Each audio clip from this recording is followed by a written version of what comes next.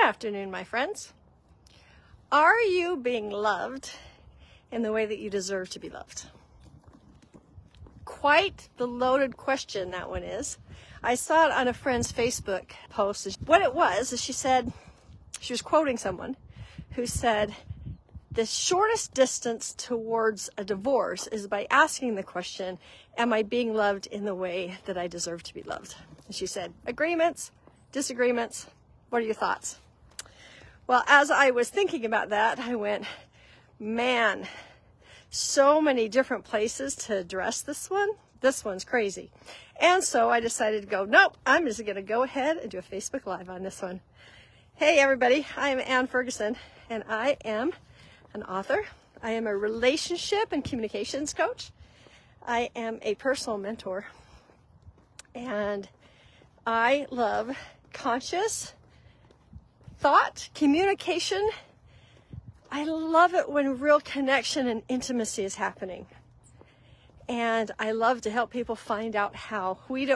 Most of us were not taught how to have actual emotional intimacy. You know, we've been taught how to have physical intimacy. TV tells us all the time. But emotional intimacy is not really talked about. And that, by the way, my friends, is a woman's sense of intimacy. Did you know that? That women, we feel the most fulfilled, sparkling, shiny, glowy, if you will, when there has been emotional intimacy. Intimacy is interesting because it's a give and take, right? It's not just you've listened to me talk, but you haven't shared your thoughts or feelings with me. It's kind of the same as, you know, you've approached me, hugged me, and kissed me, but I was just kind of like, whatevs. Like, that's not intimacy. It's when there's reciprocation. Emotional intimacy is not what has been taught. I'm actually not liking the hat today because the shadow is being cast so weird on me. Anyway, how we start with emotional intimacy, how we get used to the practice of it, is to get skilled at explaining, thinking about, feeling the sensations, if you will, even in your body, of emotion, what that is. It actually leads to being loved as you deserve. We're going to really pick that one apart. Whew, let's talk about relationships for a second. Deserving. So the question is, am I being treated? Am I being loved in the way I deserve to be loved? Let's pick this apart. Step one, everyone deserves to be loved. So there is no inside out or backwards about that one. Am I being loved the way I deserve to be loved? First of all, let's go deserving. Everyone deserves to be loved. Even the people who've made up this stupid rule that charge me. They actually deserve love. They deserve respect when I talk to them. I tried to do that. The people who are struggling, weak, running away, not wanting to take responsibility for themselves and cause the issue, you know what? They actually deserve love. They do. They deserve love. So the love I deserve is an interesting question. The other one in this is, am I being loved? Whew. Okay, so this one is where rubber hits the road on this. Am I being loved the way I deserve to be loved? I'm going to flip that around. Am I receiving love? Am I receiving love? Not am I being loved, am I receiving love? The reason why that switches it around a little bit is because it's either I'm not receiving it, or it's not being offered, so I'm not receiving it. The reason why this one was so loaded is because there's two different types of relationships here. One is a very toxic relationship. Am I being loved? Or is this a toxic thing that says, I'm going to call this love, but it's not really love, and I'm going to jump through hoops to say that you're loved so I can say that you're loved? Yeah, toxic Let's check that one. Am I being loved the way I deserve to be loved? If it's a really toxic situation where there's a lot of gaslighting, a lot of blame, a lot of shame, a lot of not taking accountability, a lot of trying and it not working, a lot of asking to be in relationship or into counseling for a relationship, and that being you being made to feel stupid about wanting that. We got a problem, Houston. Talked about ending a relationship, heading to divorce by saying, am I being loved the way I deserve to be loved? There's another element of this, and that's the narcissistic love. Are you coming through for me in the way that I deserve to have you come through? Ew, that's ucky, right? That doesn't feel good. So the way through this one, am I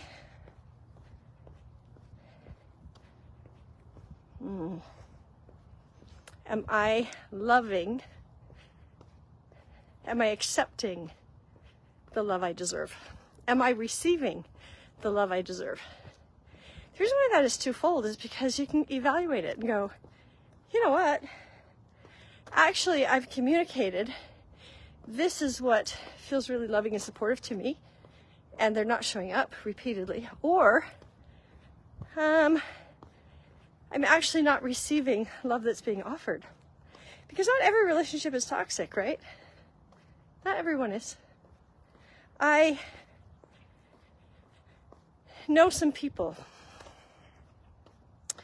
who don't feel loved, and so they feel like they're not being loved. Ooh, I'm going to say that again. There are people who don't feel loved, and therefore they think they're not being loved.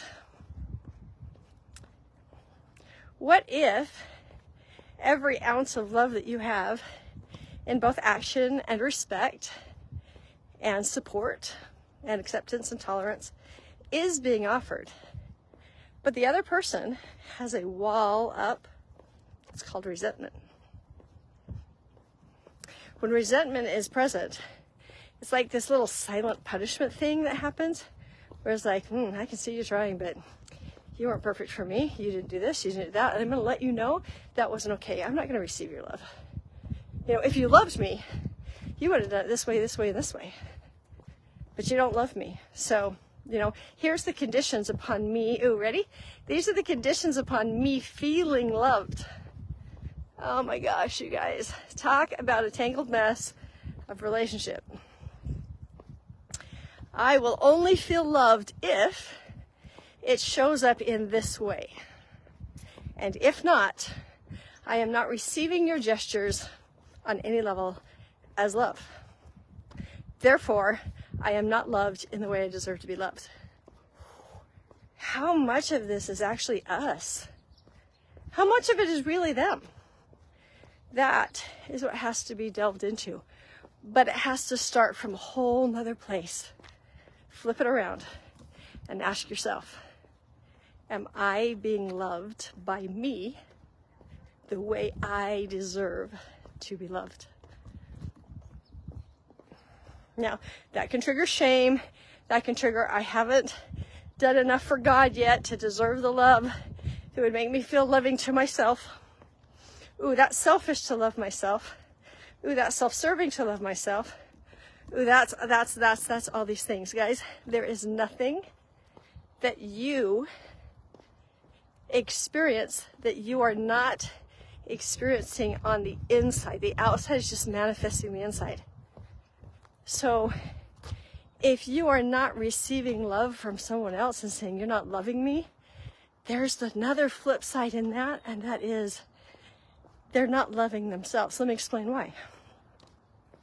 If I love myself, like really love on myself, and say, you know what, I am loving to myself, then that behavior that just happened, no. I don't receive that behavior. No. What feels good to me is this. I'm willing to receive that. But I love myself enough that you are actually not required to be my source of love. Ooh, let's do that one again. When you love yourself, like yourself. Let's not even do love. Let's go, I like me. Like I actually really like me. I like hanging out with me. You know how you know if you like hanging out with you? It's if you don't need media. Like if you turn off the radio in your car and you don't need the TV blaring in the background and you don't need all that and you're just left alone with your own thoughts and you actually like the thoughts that you have, there's a good chance that you like yourself.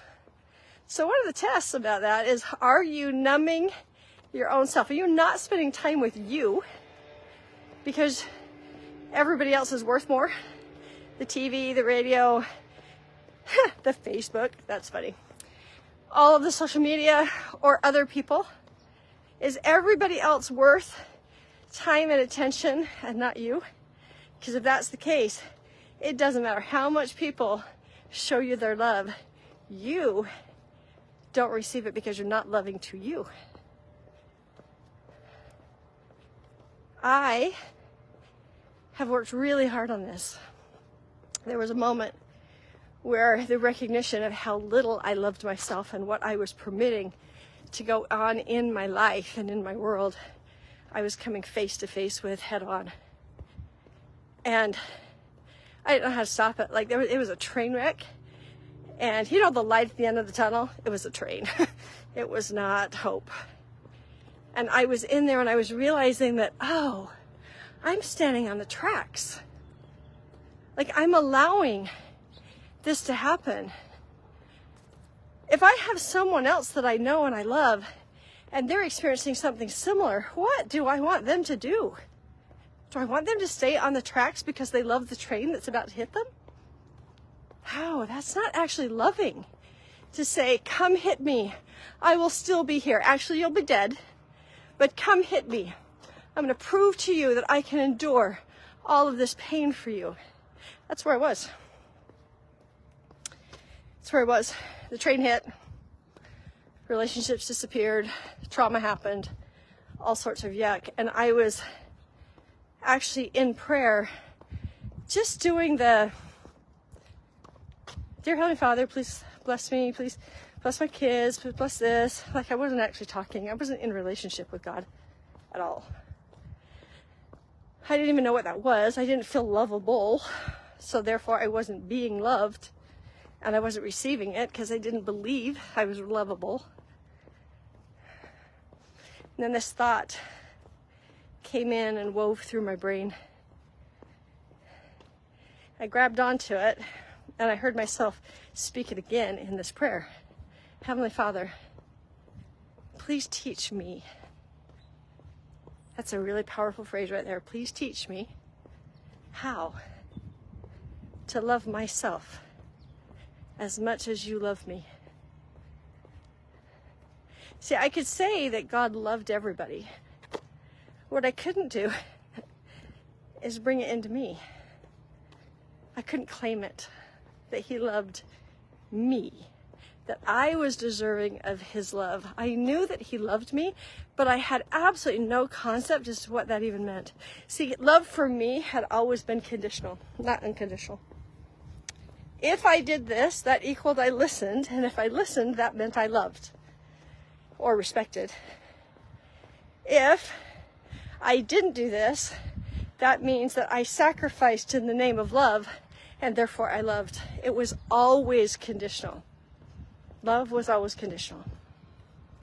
The love that we're talking about here, the love that is deserved, absolutely unconditional. Like the sun right now, okay? If you are on the same hemisphere as I am on, right now the sun is out. Now, whether or not it's actually shining on your face, that depends on if there's clouds, but is there light enough that you know it's not night? Yep. Right now, I am in the sun. Do you know that it doesn't matter what anybody has done? Good, bad, right, wrong, evil, loving, stupid, foolish, wise, smart, helpful, damning, whatever it is, every single person on this planet, when there is sun, is worthy of the sun's light because it just exists. That is God. I can participate in the love. I can even be out here and not even realize that there is love.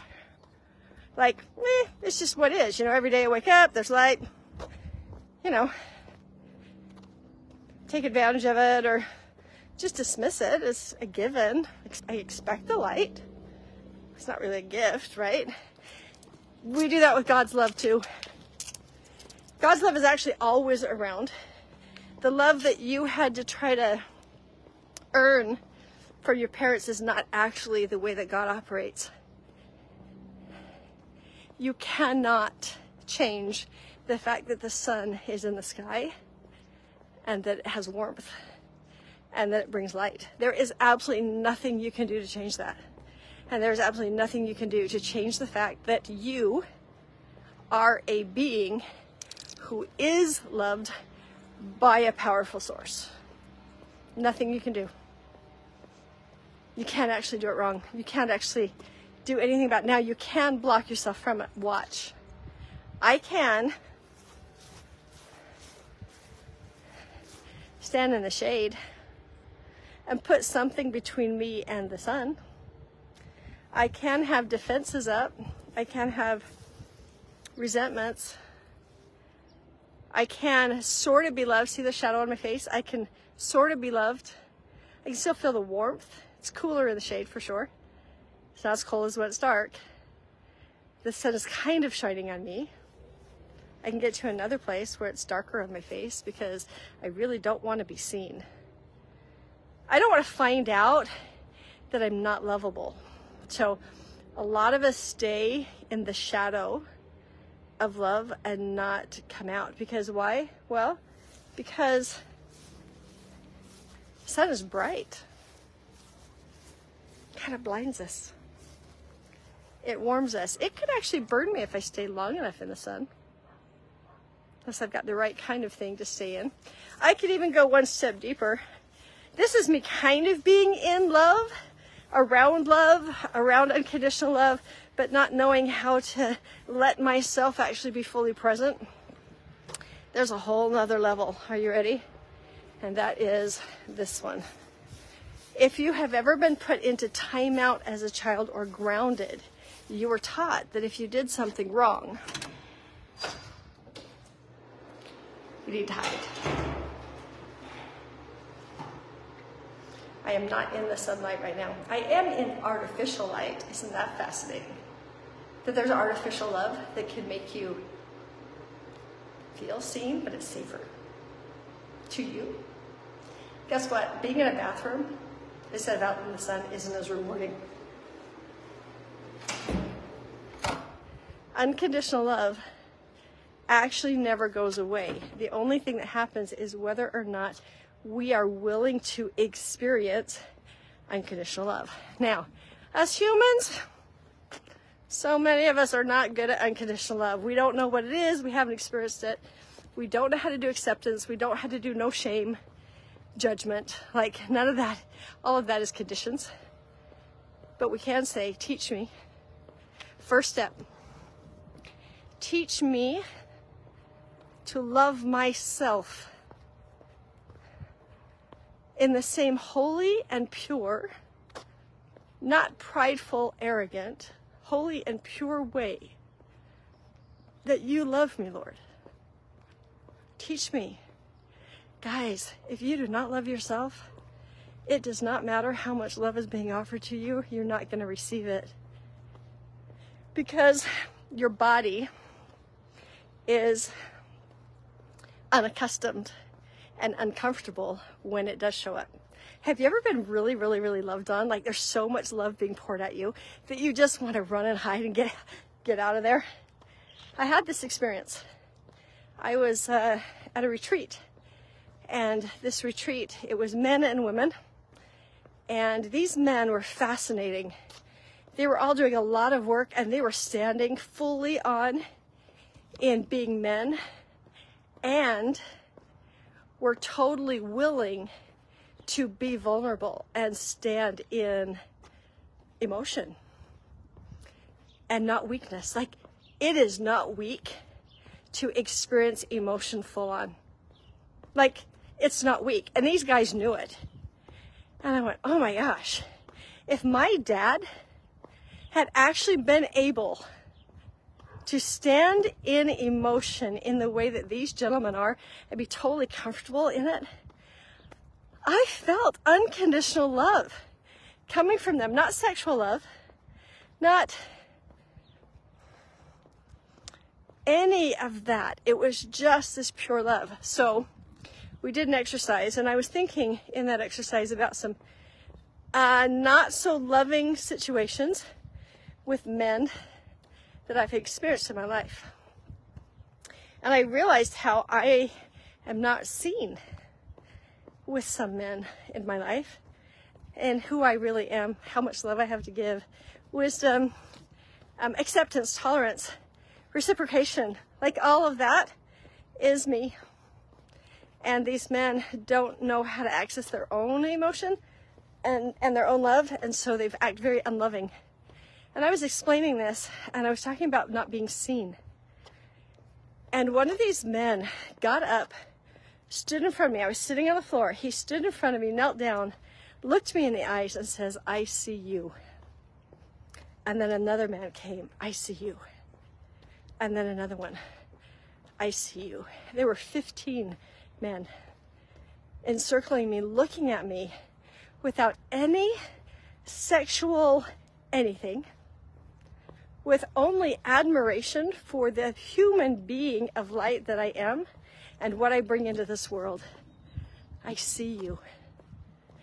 And it was so much, my body, there was so much masculine love at me that was pure.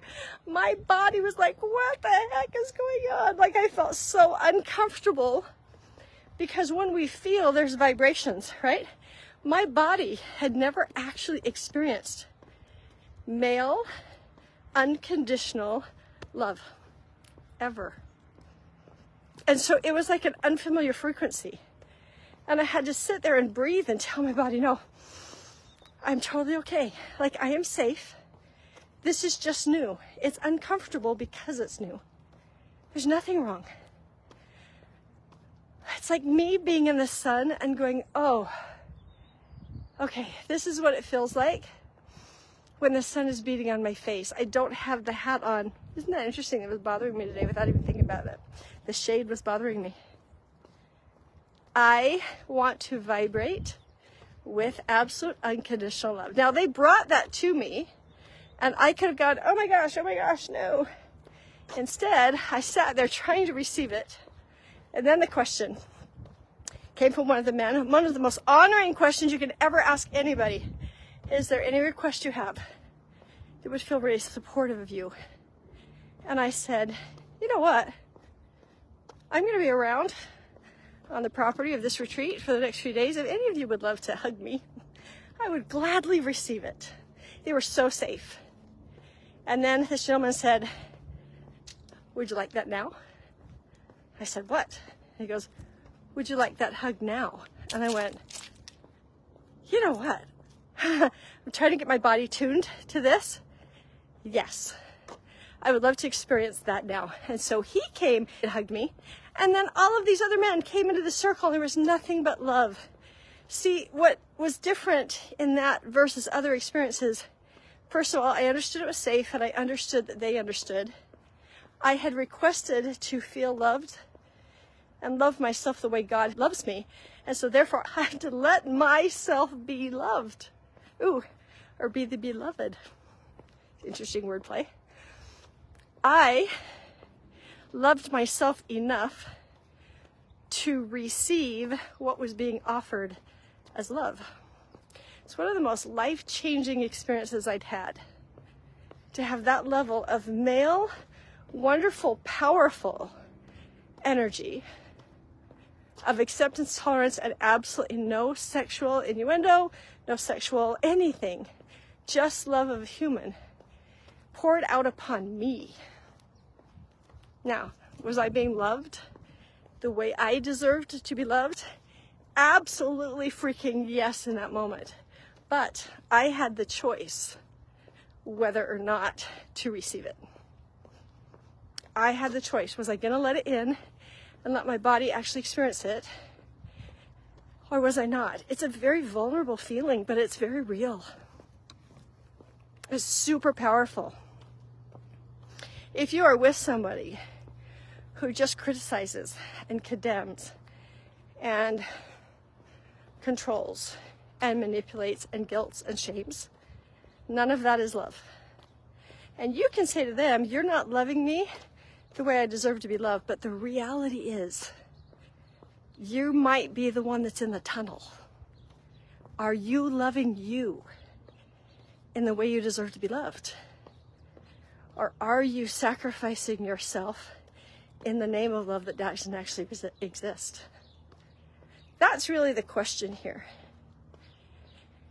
Am I allowing myself to be loved in the way that I deserve to be loved? When you're in relationship with God, higher power, agnostics out there, whatever is the good, when you have that relationship, not just a knowing that it might possibly be there, but a knowing and relationship within it, you open yourself up to those who know how to love. Okay, question for you. Have you ever loved someone and it's been very unconditional, and you're just sitting there pouring love onto them and it feels so good for you, and you just really would love them to feel loved, and they bat it away? They won't feel loved. Like it's not meeting their internal narrative about what love is, or they've decided that because of something that's happened in the past, they either can't be loved or you shouldn't be allowed to love them because that would make you feel good. Like there's all these conditions, right? Do you ever have anybody who has love unreceived as their way of being? I do. I have people who, even when love is very present, they put up the wall of why this didn't work right, why this wasn't the best present, why this, if they really knew you, it would be like this. And they don't receive love from you in the way that you show it. Now, I know all about love languages, guys. I totally know about love languages. And I know that it's appropriate to give people in the way that they receive. But what if you give and they have resentments that are up, and it doesn't matter if you're talking in their love language? They're like, nah, I'm not gonna let you in. Love unreceived. Have you ever experienced that? Are they, in their mind, being loved? Nope. Because they don't allow themselves to be open enough to feel loved. There is absolutely nothing I can do to cause someone to feel loved. I don't have that superpower. You know how we say, well, you made me so mad, you made me disappointed, you made me frustrated? That's a lie. The reason why it's a lie is because what I want to do is make you feel loved and awesome and competent and important and special. I want to make you feel that. I can't make anybody feel that. So I can't make people feel disappointed either. It's kind of a crazy thing that we believe we can do one and absolutely no, we can't do the other. I can encourage you to open up. I can encourage you to come with me into the sunshine. Okay, love is right here. Can you see it? Love's right there. It's all right there. I encourage you to be with me.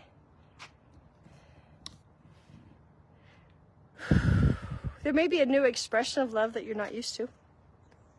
Maybe you were shown love by gifts, but you weren't ever shown love by quality time, and you just had to get over the fact that you wanted to be with somebody. And so your love language became what they were willing to give to you. So maybe it was gifts. I don't know. I'm going to end with this little story so that you can contemplate being loved in the way that you deserve. I was in Pennsylvania, and my husband, he travels for work, and he was gone for like 3 weeks. And when he got off the job and was able to come back, it was the middle of the week. Kids were going to be in school. I was so excited. I cleared my schedule, like I took off all the appointments that I had, and I went, we are going to do the couple thing. We're going to sit do nothing. Like, he loves to watch TV. Okay, so we're gonna watch TV, and we're gonna watch chick flicks together, and we're gonna feel all lovey-dovey towards each other, and he's gonna spend time with me in the way that I want to be spent time with, which is quality time, and he likes TV, so this is gonna work great. And I had all this anticipation for a love fest, like it was gonna feel so great. And then he came home. He got up in the morning. I got up in the morning. I drove kids to school. I came home, and he was outside. So I waited for him to come inside. It's kind of rare for him to be outside that long. But he stayed outside. And he stayed outside. Now, I had communicated to him that I wanted to watch chick flicks and have a day of movies. Absolutely dismissed as though I had never spoken anything. It's like I was speaking Chinese while he spoke English. Oh, gosh. I sat there, started to fume. I wasn't being loved in the way I deserved to be loved. Why? Because I had been alone for 3 weeks, and I hadn't even complained. And I kept down the house, and I drove all the kids around, and I handled all the things by myself. I deserved a rest and to be loved and to be connected with. There's nobody who can deny the fact that I deserve that. And there he was, outside, putzing around all day long. I was not being loved in the way I deserved to be loved, and I was furious about it. I was hurt, irritated, frustrated. I was wronged. So wrong. I had communicated. Like, what more does he want from me? Right? And I got up and I looked out the window, and there he was, building a chicken coop from scratch. He'd gotten all the lumber. He'd worked out all the plans. And he was building a chicken coop. Do you know why? Because in a conversation 2 weeks before that, while we were on the phone, while he was traveling, I said that I wanted chickens.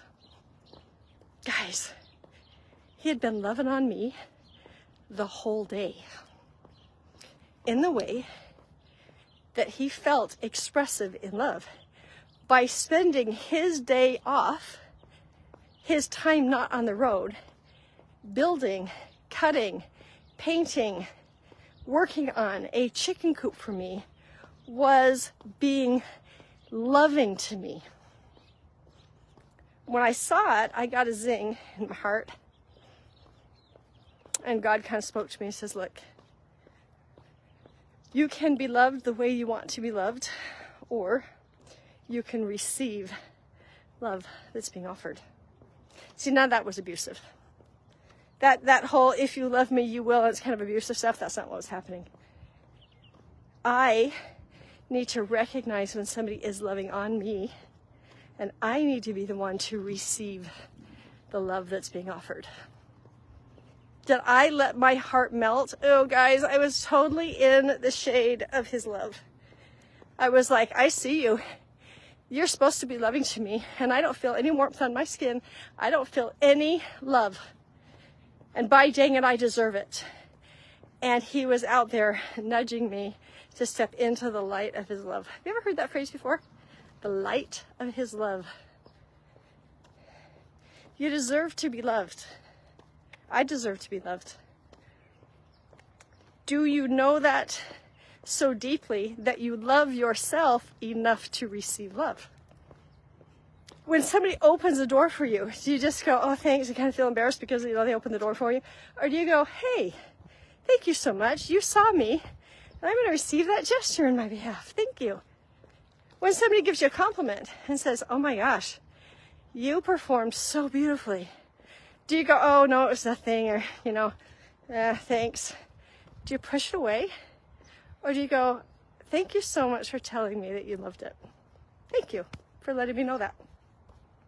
If you say thank you for letting me know, if you allow people to do things for you in the way that you do things for other people, guess what? You will feel loved. And that is the real question. Are you being loved in the way you deserve to be loved? The original thing was the quickest way to divorce. You want to divorce yourself? You want to put so much unconditional attachments to what love looks like and whether or not you deserve it on yourself, that you're always divorced from yourself? It doesn't start with another person. It always starts with you, whether or not you're willing to step into the sun. So I am going to wrap this up now. Thanks for being here. Igniting your belief. If you know that you are not being loving to yourself on a regular basis because you don't deserve to be loved, because either parents or what people told you about God or something like that, if that is part of your inner thing and you would love to know what being loved feels like, join me in igniting your belief. And I will help you feel loved. What does that do for you? It makes it so that you have the capacity to be in deep, powerful, committed, fulfilled relationships with all sorts of people. So that's it. I'm going to continue to walk and be in the sunlight because I deserve to have vitamin D in my body so I feel good. That's what I deserve.